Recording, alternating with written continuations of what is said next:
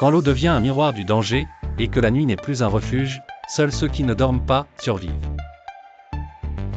Au cœur de l'Amazonie, naquit un crocodile différent. Il n'était pas le plus fort, mais depuis qu'il avait tout perdu, il n'avait plus jamais fermé l'œil.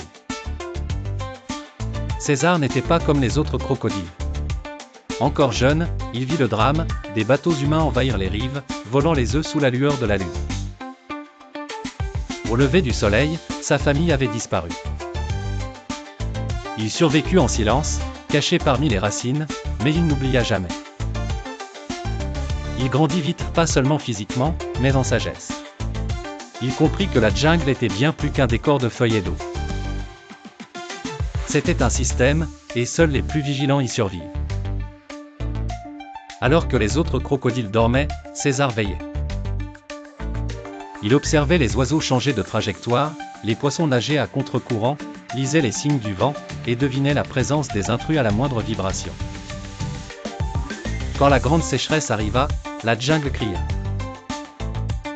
Les rivières s'asséchèrent, les arbres se fanèrent, et les chasseurs s'avancèrent plus loin que jamais. Les animaux fuyaient, sans savoir où aller. Mais César, lui, savait.